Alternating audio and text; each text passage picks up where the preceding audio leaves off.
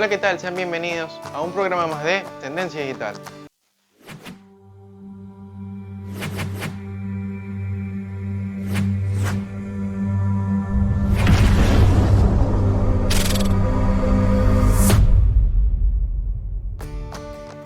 Tendencia Digital no solo se trata de las nuevas modas de los teléfonos celulares o de los avances, sino por el contrario también se trata de todos los procesos, sistemas al cual los conjuntos de elementos, los cuales ayudan al planeta a tales los avances, conocimientos generales. Debido a que actualmente el mundo se ha expandido a través del Internet, o incluso diré que se ha hecho una herramienta adicional para los seres humanos, que en algún momento hemos utilizado ya sea un dispositivo o en este caso un celular, como una tableta. Si es la primera vez que ves uno de nuestros programas, te dejamos el link del primer programa en la descripción. Recuerda que ahí te vamos a explicar de todo lo que se trata el mismo. Y estoy seguro de que te va a gustar nuestra información y que te vas a quedar a ver los siguientes programas. El día de hoy vamos a tener una programación interesante. Continuaremos con nuestro curso de programación desde cero y te vamos a enseñar una nueva herramienta del pasado. Pero lo más importante de todo no es que te vayas del programa, tan solo lo veas, sino por el contrario que tomes nota y nos sigas en los comentarios cómo te va en el curso y adicional nos ayudes con nuevas ideas para implementarlo en el curso de la programación. Este segmento consiste en que veremos algunas herramientas del pasado, desde quién las diseñó hasta qué función tenían y por último cuáles eran las semejanzas con algunas de las herramientas que tenemos actualmente. Al final del todo recopilaremos todas las herramientas que hemos enseñado y daremos una comparación con las que tenemos actualmente, es decir, al final del todo. Veremos el día de hoy la televisión, la cual se diseñó para proyectar señales eléctricas con la invención del prisma de colores, el cual fue un surgimiento de la misma. Para no hacerle más spoilers, continuemos con el video.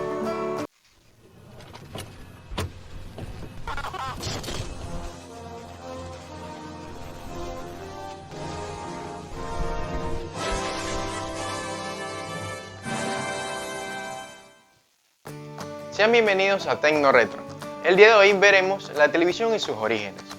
La historia de la misma se origina en 1884, cuando Paul Newton diseñó el disco que llevará su nombre. Es la búsqueda de dispositivos para la transmisión de las imágenes en movimiento, llamado inicialmente fototelegrafía. El alemán Paul Grofeld patentó el disco mecánico. Dicho disco tenía características mecánicas para el funcionamiento eficaz, ya sea de altas velocidades. En 1900 nace la palabra televisión.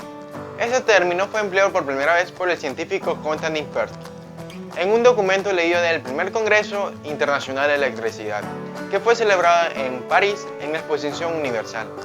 Viendo la palabra griega tele significa distancia y vicio, visión.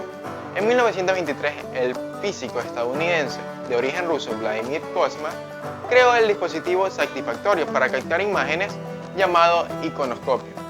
Después, el ingeniero de radio estadounidense Taylor Fritz diseñó el primer dispositivo para transmitir imágenes llamadas televisión electrónica. Ese mismo año, en 1923, el escocés John Lodge, tras inventos, experimentó con diferentes tipos de discos, es decir, los discos de Newton. Por otro año, en el 1928 se hicieron transmisiones experimentales al cargo de Kennedy desde la estación W3XY.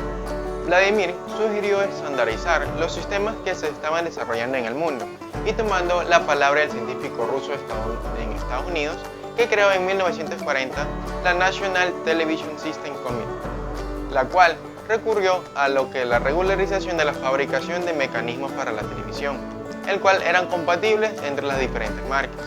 Entre las empresas americanas en la década de 70 surgió un gran acontecimiento, el que marcaría la era de la televisión. Se logró la comparación a color. Rápidamente fue un sistema mejorado de las tecnologías avanzadas, que perfeccionaron los canales y las productoras de programación. En los años 80 apareció la televisión satelital, alcanzando una gran dispersión a nivel mundial.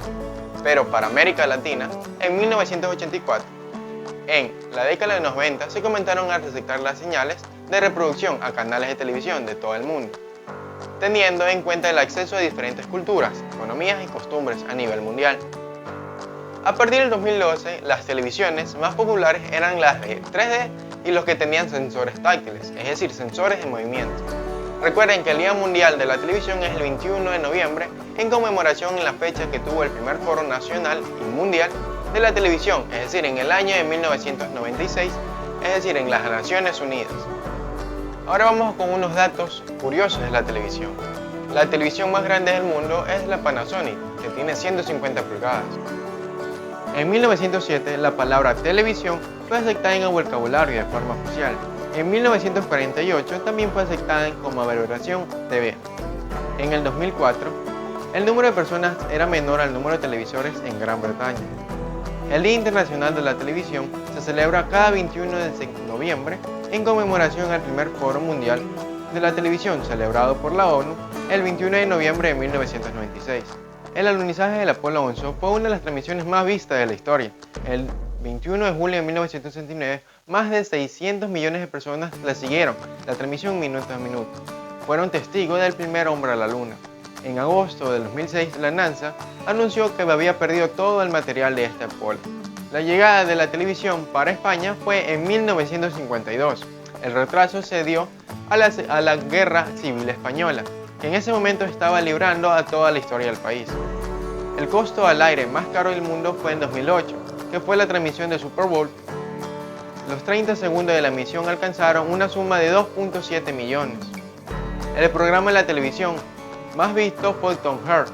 Aproximadamente 35 mil millones de personas lo vieron esta semana a nivel mundial, es decir, de 170 países a nivel del mundo. La BBC realizó las primeras emisiones públicas en Inglaterra y en 1930 emitieron por primera vez en Estados Unidos. Entonces, los programas tenían regularización, es decir, no todos podían salir al mismo tiempo. Pero eso no es todo, aún seguimos con nuestro siguiente segmento que se llama Herramientas 3.0. En este segmento te enseñaremos a cómo programar y a utilizar los programas, el cual te van a diseñar y ayudar a automatizar los procesos más sencillos de tu vida. Y para no hacerle más largo la historia, vamos continuando con el video. En el programa pasado, vimos por qué la programación orientada a objetos se han convertido en el paradigma de programación que todo lenguaje moderno debe implementar. Su rendimiento y acercamiento al mundo real lo ha colocado como el paradigma líder de programación. Pero eso no quiere decir que no hayan otros importantes. Pero no importa. Quizás eso hablaremos en otra ocasión. El día de hoy realizaremos un acercamiento mediante código a la construcción de una clase y sus respectivos objetos. Así que sin más, si estás aquí para aprender, pues empecemos.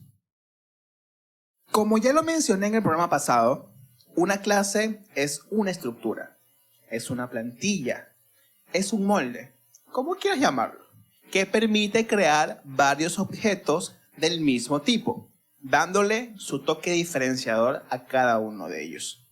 En este caso, vamos a utilizar la clase vehículo. Ok. Pongámonos a analizar cuáles son las características o variables cualitativas o cuantitativas de un vehículo. Por ejemplo, un vehículo tiene dimensiones tanto de ancho y de alto. Tiene un número de chasis que será el identificador único ya que corresponde al exoesqueleto del mismo. Pues tiene una marca.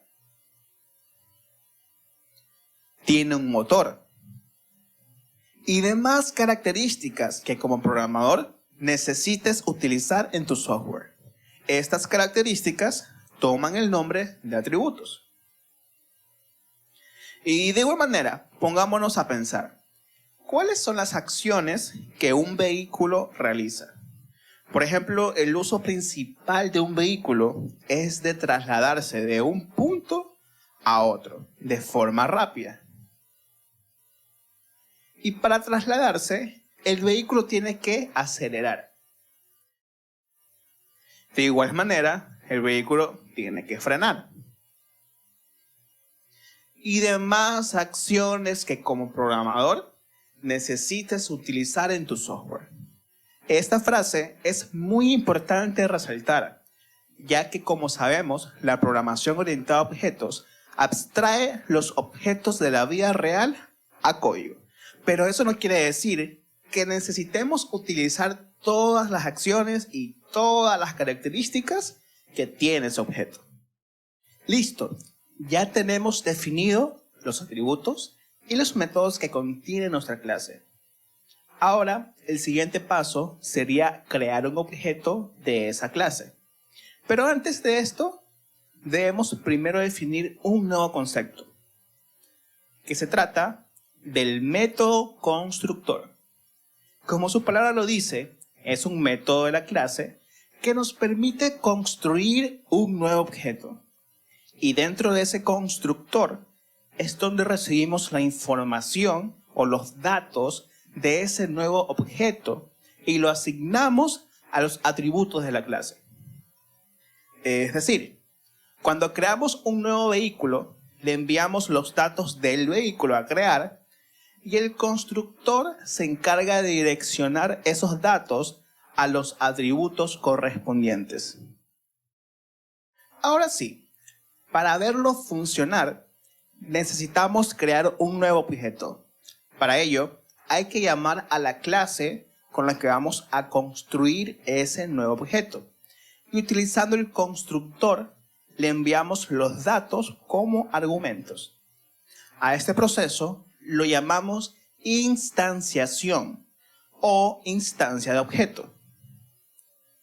Ya teniendo el objeto creado y guardado en su respectiva variable, se accede a los atributos y métodos de la clase mediante la notación del punto.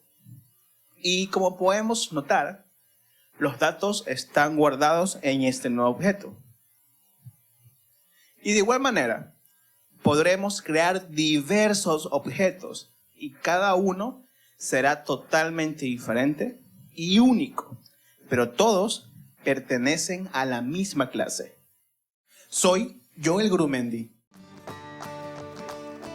Bien, hemos llegado al final de nuestro programa. Esperando que haya sido de su agrado, no se olviden sintonizarnos por este mismo medio y a la misma hora. Recuerden que subimos un video semanal. No se olviden que somos Tendencia Digital. Los esperamos.